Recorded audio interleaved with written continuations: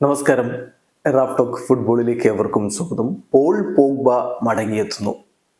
4 വർഷക്കാലത്തെ വിലക്കാണ് അദ്ദേഹത്തിന് ഉത്തേജക മരുന്ന് ഉപയോഗിച്ചു എന്ന് കണ്ടെത്തിയതിനെ തുടർന്ന് ഫിഫ നൽകിയിരുന്നത്. പക്ഷെ ഇപ്പോൾ ഒടുവിൽ അക്കാര്യം മാറി 18 മാസത്തെ വിലക്ക് മാത്രമാക്കി CAS കുറച്ചിരിക്കുകയാണ്. അപ്പം കോർട്ട് ഓഫ് ആർബിട്രേഷൻ ഫോർ സ്പോർട്സിന്റെ ഈ ഒരു വിധിയോടുകൂടി അദ്ദേഹത്തിന് വരുന്ന മാർച്ച് മാസത്തോടുകൂടി കളി ആരംഭിക്കാൻ കഴിയുമെന്നുള്ളതാണ് പ്രധാനപ്പെട്ട കാര്യം. റിപ്പോർട്ട് ഇങ്ങനെയാണ്: Paul Pogba has had his 4-year drugs ban reduced to just 18 months by CAS. അതുകൊണ്ട് തന്നെ അദ്ദേഹത്തിന് യുവന്റസിനോടൊപ്പം ജനുവരി മുതൽ ട്രെയിനിങ് ആരംഭിക്കാൻ പറ്റും. അത് കഴിഞ്ഞ് മാർച്ച് മാസത്തോടു കൂടി അദ്ദേഹത്തിന് കളിക്കാൻ കഴിയുകയും ചെയ്യും. ഒഫീഷ്യൽ മത്സരങ്ങൾ കളിക്കാൻ കഴിയുകയും ചെയ്യും.